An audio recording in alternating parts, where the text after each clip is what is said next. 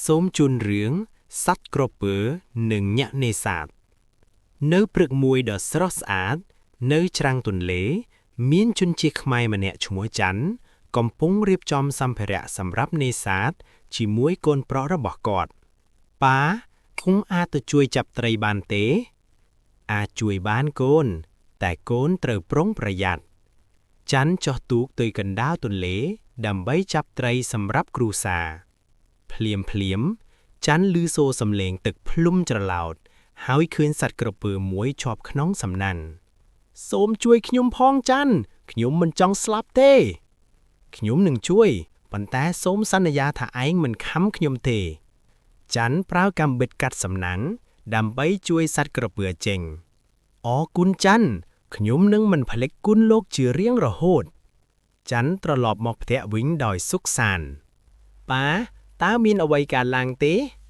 គ្រាន់តែជួយមិត្តថ្មីម្នាក់ថ្ងៃមួយមានព្យុះធំមួយបានមកដល់ធ្វើឲ្យទឹកទន្លេកើនឡើងជាខ្លាំងទឹកឡើងហើយរត់ទៅកន្លែងខ្ពស់ទឹកកើនឡើងយ៉ាងលឿនបង្កការភ័យខ្លាចទៅទូទាំងភូមិប៉ាខ្ញុំខ្លាចកុំបារម្ភកូនអើយយើងនឹងរកវិធីចេញពីទីនេះភ្លាមក្រពើឈ្មោះខ្លុកបានមកដល់ដើម្បីជួយសងគុណច័ន្ទឡើងលើខ្ញុំយើងនឹងសង្គ្រោះគ្រួសារនេះខ្លុកប្រើកម្លាំងដ៏អស្ចារ្យរបស់គេ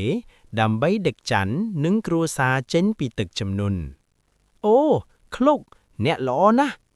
យើងជាមិត្តគ្នាត្រូវជួយគ្នាខ្លុកមិនត្រឹមតែជួយច័ន្ទទេប៉ុន្តែជួយប្រជាពលរដ្ឋទាំងអស់ក្នុងភូមិផងដែរអរគុណខ្លុកបើគ្មានអ្នកយើងនឹងមិនរស់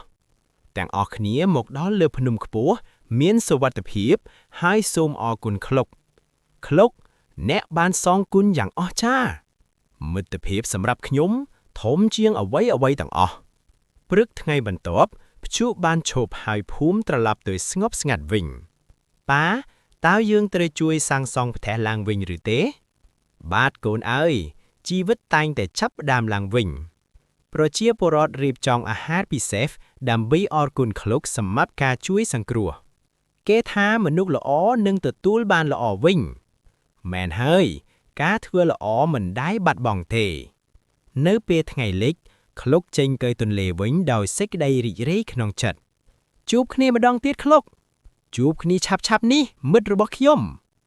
រឿងនេះបង្រៀនយោថាការធ្វើល្អនឹងត្រឡប់មកវិញសេចក្តីសប្បុរសនិងមិត្តភាពជាអំណោយដ៏មានតម្លៃបំផុត